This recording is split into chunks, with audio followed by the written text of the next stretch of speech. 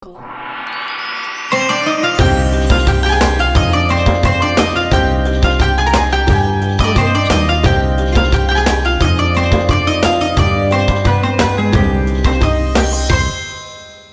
Jungle. Bismillahirrahmanirrahim. Assalamualaikum warahmatullahi wabarakatuh. Alhamdulillahi rabbil alamin. Wassalatu wassalamu ala asyrafil anbiya'i wa mursalin Sayyidina wa habibina wa syafi'ina wa qurrati a'yunina wa nuri qulubina Muhammad Habibi rabbil alamin wa ala alihi wa sahbihi ajma'id. Allahumma salli wa sallim ala sayyidina Muhammad tibbil qulub wa dawaiha wa afiyatil abdani wa shifaiha wa nuril absari wa diyaiha wa qutil arwah wa gidaiha wa ala alihi wa sahbihi wa sallim. Allahumma ja'al sarirati khairan min alaniyati waj'al alaniyati salihah, amma ba'du. Sahabat Al-Wasilah yang dimuliakan oleh Allah Subhanahu wa taala, salah satu perkara yang diwajibkan oleh Allah kepada kita adalah memperbaiki hubungan sesama muslim.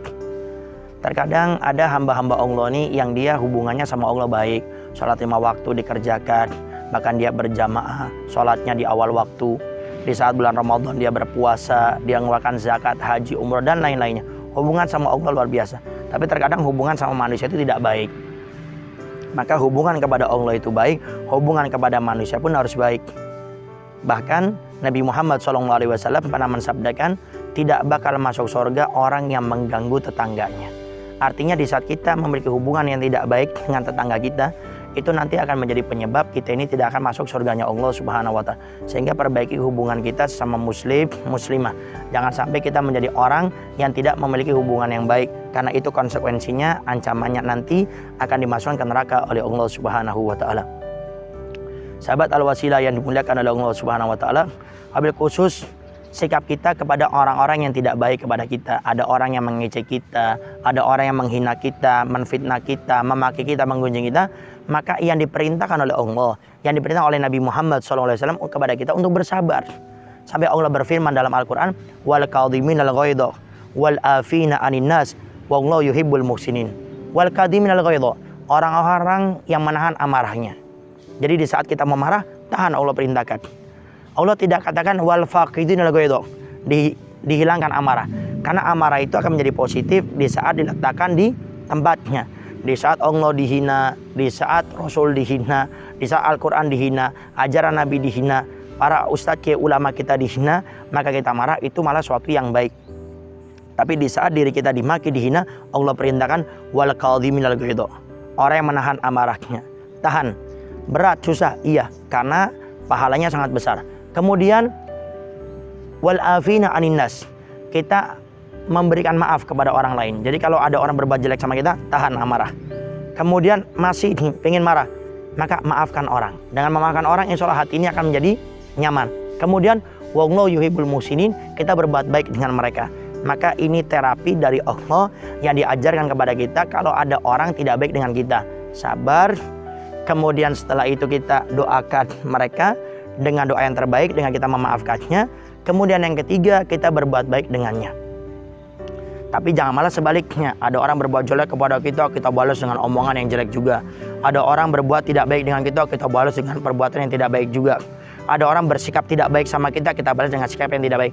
Maka kata para ulama, kalau ada orang berbuat jelek dengan kita, kemudian kita membalasnya, tidak ada bedanya antara kita dengan mereka. Sehingga tunjukkan perbedaan kita dengan mereka. Kita ingin menjadi hamba Allah yang mulia lewat ejekan, fitnahan, perbuatan, sikap tidak baik dari orang, dengan kita bersabar, tidak membalas kejelekannya dengan kejelekan. Dan ingat, kejelekan dibalas dengan kejelekan tidak menyelesaikan masalah, tapi akan menimbulkan masalah yang baru.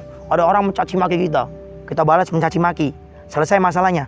Tidak, makin panjang, nanti orang tuanya dibawa, keluarganya dibawa, temannya, kerabatnya. Sehingga sudahlah, kalau ada orang menghina kita, bersabar. Bahkan dikatakan kalau ada orang menghina kita, kita bersabar, nanti Allah yang akan membalasnya. Sahabat Al-Wasilah yang dimuliakan oleh Allah Subhanahu wa taala, khususnya hati-hati ya. Yaitu harus menjaga silaturahmi. Jangan sampai karena ada masalah kita putus tali silaturahmi. Hati-hati. Nabi Muhammad SAW mensabdakan, la yadkhulul jannah qati, tidak bakal masuk surga orang yang memutus tali silaturahmi. Sehingga siapapun di antara kita yang saat ini memutus tali silaturahmi, maka perbaiki ya. Dikhawatirkan kita meninggal dalam keadaan memutus tali silaturahmi, tidak bakal masuk surga. Apalagi kata Nabi kita Muhammad SAW, di antara 5 golongan yang tidak akan diampuni dosanya oleh Allah walaupun dia masuk bulan Ramadan. Bahkan Habib Abdul Haddad mengatakan sampai ribuan kali bulan Ramadan tidak akan diampuni dosanya oleh Allah. Siapa? Orang yang memutus tali silaturahmi. Kemudian di dalam kitab Fawaidul Mukhtarah fi Syarih Thariqil Akhirah itu dijelaskan dan diceritakan ada seorang menitipkan hartanya dengan seseorang. Setelah sekian lama dia kembali lagi dicari, ternyata orangnya tidak ada. Akhirnya dia ngasih tahu, orang yang kamu maksudkan itu sudah meninggal dunia. Loh, saya dulu pernah nitipkan uang sama dia. Kemudian dia bertanya-tanya, nggak ada yang tahu di mana diletakkan. Akhirnya datang ke orang soleh.